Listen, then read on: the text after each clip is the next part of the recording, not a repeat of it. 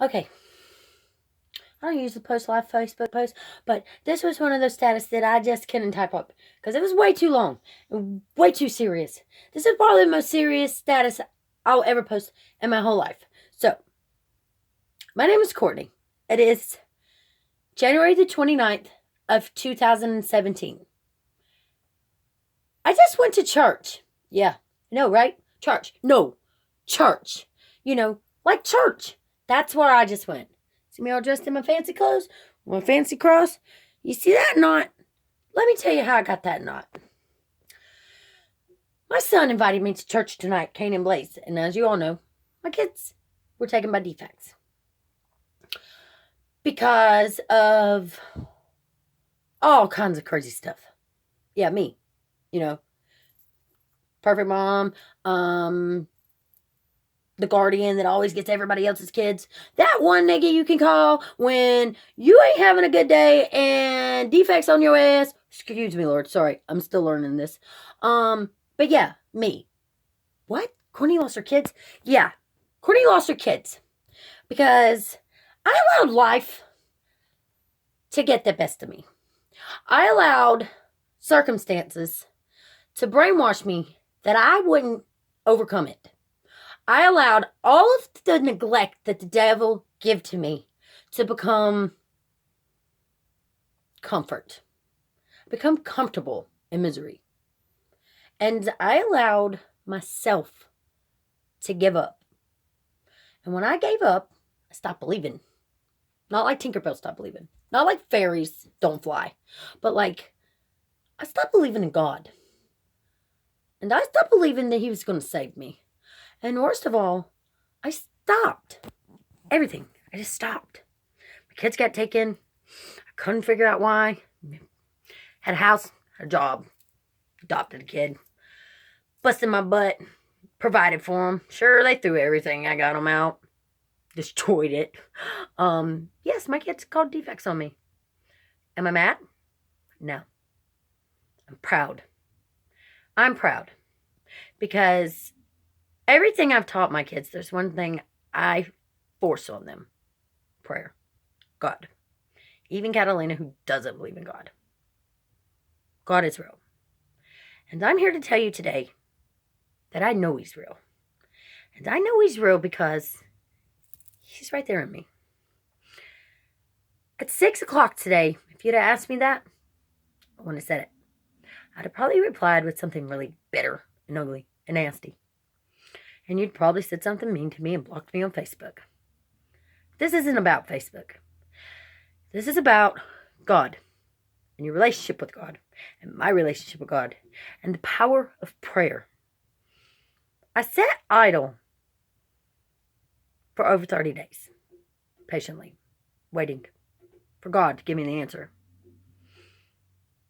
Not meditating, not praying, except for bedtime prayers with the kids. But I didn't do real prayer. And I didn't get motivated. And I didn't do all the things I could have did in order to regain sanity of myself and my life. Because I was mad at God. God didn't do this to me. God's using me. And I took his gift of the ability and strength to endure just about anything life can throw at me as a curse. My life's not a curse. And I'm not a statistic. I am a testimony. I am 34 years old, and I do have 5 kids and 1 grandbaby who I love so much. But they're not important right now. They are important, but this subject right here, no. They come second to this subject. The subject's about God.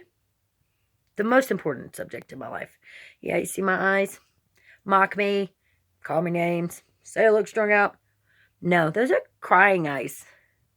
Those are eyes that haven't been able to feel. And that's a nose that's not been able to smell. And those are lungs that couldn't breathe. And I am a being that has been drowning in a darkness that consumed me.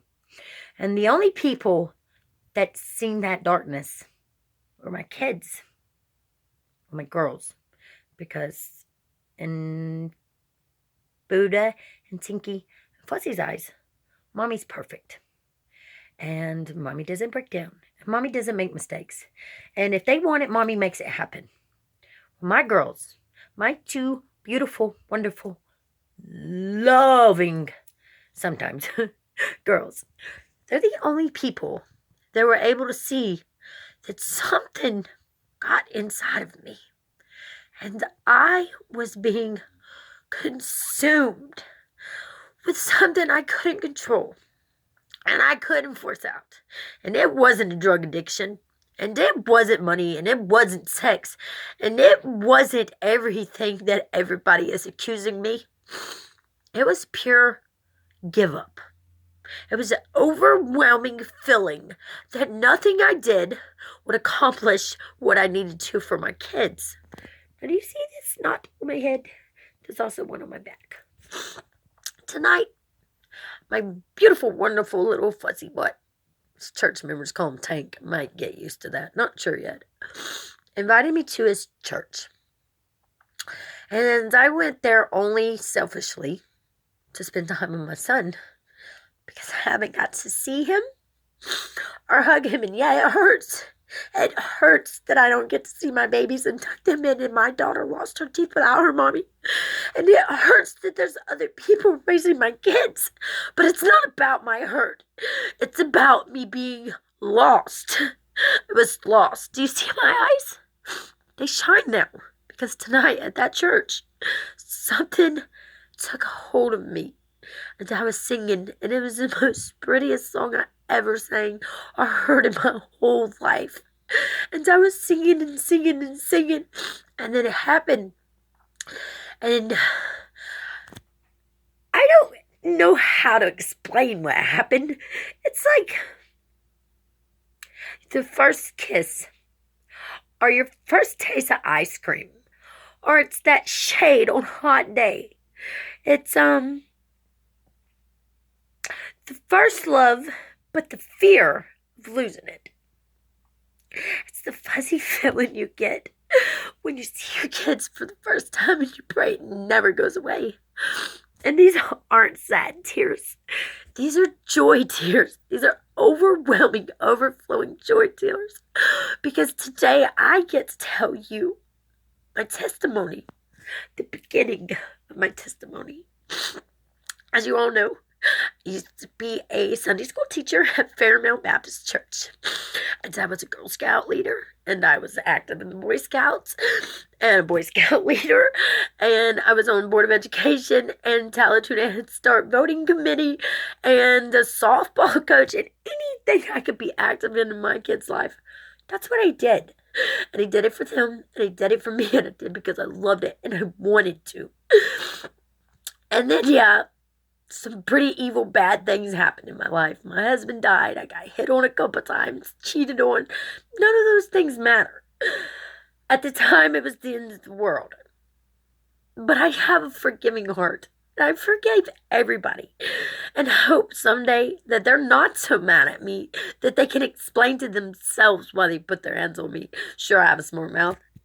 No reason to hit me, and no reason to cheat on me, and no reason to be so cruel that you make me feel like I'm not good enough in life, but God gave me that back today. Today, God lifted my head up, and He told me I am worth something, and my name is Courtney, and I am going to tell the world about God, and I am going to be the vessel that He uses to show everybody that's watching me I'm not going to fail. Because even at the bottom, I'm still at the top. Because even when I have nowhere else to go but down, God's going to hold me up. And He's going to wait until I do every mistake I possibly can. And then He's going to show up. And He's going to show out. And He did that tonight in my life. He came in that church with a fierce force, like a phoenix, better than a phoenix. He come in there like God, and He showed all the way out in my life. And they prayed over me, and that preacher got to going, and then the song started playing, and I started singing, and my heart started feeling love, and guess what happened? Something took a hold of me that I'll never discuss. It was so dark and so bitter, and I don't even want to shine light on that subject, because whatever was inside of me is gone now. And I don't know what happened in that church, because when I looked up to God, my lights went out. And all I remember It's coming to on my knees. And I was drooling like a dog on the stairs of that church. Right there on my knees, and I was praying to God. Not praying for myself. Not praying for you. I was praying for everybody in that church. That they never lose sight on the gift God gave them. Because their sight was able to break through to that darkness and get that darkness out of me tonight. And I'm telling you what, I am alive. I feel alive. I might look like crap, but I am alive today. And I'm telling you what, I'm not going to stop. I'm not going to slow down. And even if God chooses not to let me get my babies back because that's what's best for their life, I know for my life, my purpose is to make sure that there's not one single person that I come in contact with that doesn't know that Jesus Christ lives inside of me. And Jesus Christ saved me.